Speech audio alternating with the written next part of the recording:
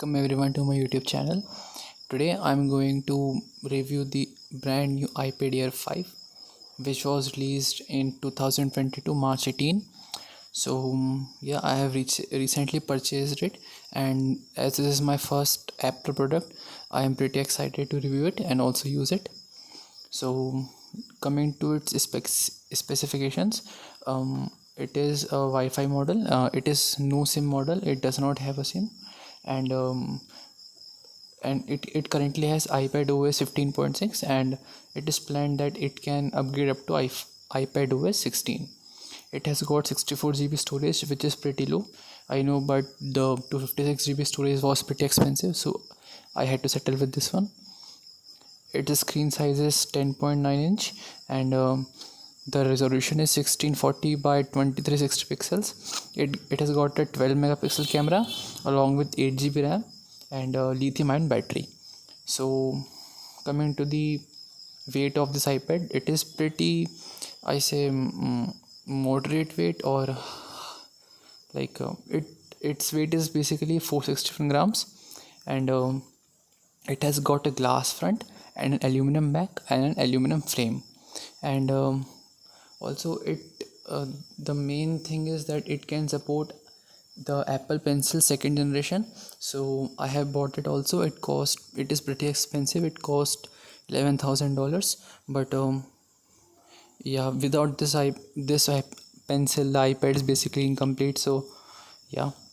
And coming to the display, it has got a liquid retina IPS LCD display, which is pretty good, I would say.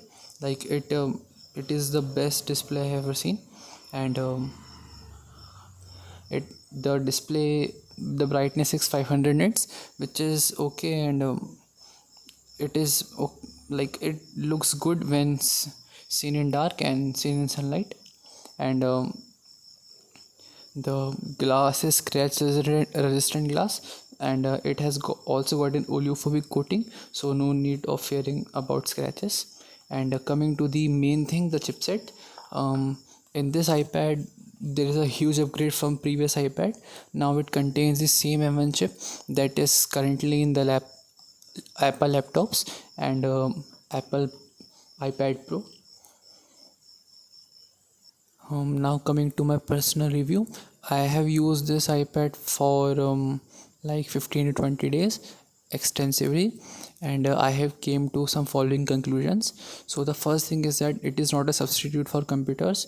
It can do many things, but it cannot do the things more which a mobile cannot do, and it cannot do things which a computer can do and mobile cannot do. So for example, basically we can consider this as a bigger phone.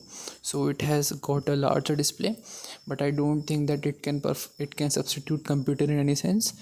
It can substitute computer for like a person which is not so technical and wants computer only for layman tasks such as maintaining some spreadsheets and all. As it also got a bigger display, the person can work with it, but for a little bit technical person, it cannot substitute computers. It is like a substitute for mobile. So as I am a computer science student, I this is not of much use for me, other than browsing some stuffs and like general entertainment purpose. So I basically use Adobe Fresco for, like, I have started to learn some drawing, and also this app is pretty useful. Other than this, I use for like noting some stuff, and I also create notes. So for example, I am in college, so I have to like create notes, so I use this app for creating notes. And